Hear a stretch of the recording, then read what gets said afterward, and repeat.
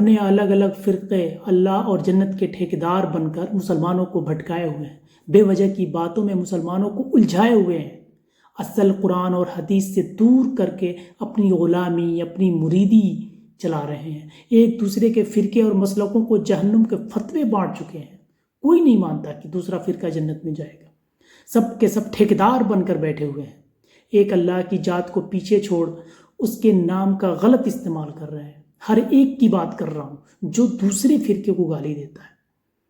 دوسرے فرقے کو گالی دے رہے ہیں، اپنے فرقے کو جنتی بتا رہے ہیں، اور سارے مسلمانوں کو اپنا اپنا ایک گروہ بنا کر کے بانٹ رکھا ہے۔ نہ جانے کہاں سے ان کے اوپر یہ اس طرح کی حدیثیں نازل ہو گئیں، پتہ نہیں اللہ ان سے کس طرح سے باتیں کیا، کس نے کہا، کس شیطان کو یہ مان بیٹھے ہیں کہ مسلمانوں کو مسلمان تک ماننے کو تیار نہیں ہے، ان کے سوا ان پیروں کو ہی اپنا سب کچھ مان بیٹھے ہیں، ان کی قبریں، سمادھیاں اور تصویروں کو اللہ کا درجہ دے بیٹھے ہیں، کہتے ہیں ان کو چادر اڑا کر تم اولاد پا سکتے ہو، ان کے مزار پر چاندی کے دروازے لگاؤ تمہارا بزنس ڈبل ہوگا، ان کے در سے پانی پیو تمہارا ہر مرض ٹھیک ہو جائے گا۔ گندی گندی فلمیں بنانے کے بعد یہاں حاضری دینے سے بڑے بڑے فلمکاروں کی فلمیں ہٹ ہو جاتی ہیں، اس طرح کی دعوے کرتے ہیں، اتنے گھٹیا مسلمان ہو گئے ہیں۔ انہوں نے مسلمانوں کو ان کے رب کے راستے سے بھٹکا کر بزرگوں کی پوجا میں لگا دیا ہے، ان کو اپنا داسی بنا لیا ہے، انہیں دنیا و سماج کی سوجھ بوجھ، روزگار، تجارت، ایجوکیشن سے ہٹا کر صرف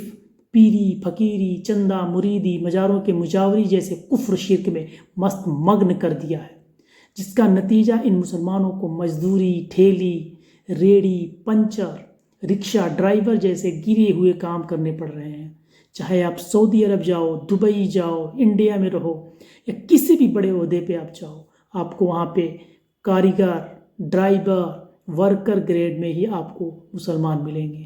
اس سب کا ذمہ دار میں اور سبھی مسلمانوں کو انہیں ہی ماننا چاہیے، اور انہی کے خون پسینوں کی کمائی سے مرغے تندوری توڑتے ہیں۔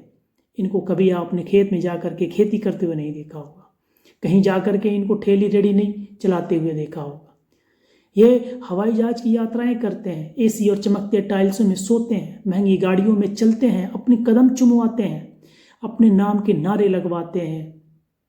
اور جلسوں میں جذباتی بھانسڑ کریں گے، مسلم نوجوانوں کو اکسا کر ایک دوسرے کے دشمن بنا کر اپنی شخصیت کا پہچان کراتے ہیں۔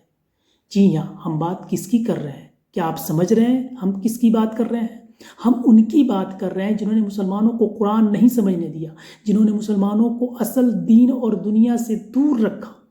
تاکہ مسلمان زیادہ ہوشیار یا سمجھدار نہ ہو جائے، مکمل دین اس لیے نہیں پڑھنے دیا تاکہ مسلمان ان سے پوچھ کر ہر کام کرے جس سے ان کا رسپیکٹ بنا رہے، کم نہ ہو، اور دنیاوی تعلیم سے اس لیے دور رکھا تاکہ ان کی غلامی میں کوئی کمی نہ رہے۔ مسلمان جاہل رہیں گے تو اللہ سے تو نہیں پرنتو ان سے ضرور، ان کی جھوٹی سوٹی شان و شوکت سے اور ان کی جذباتوں سے ڈریں گے۔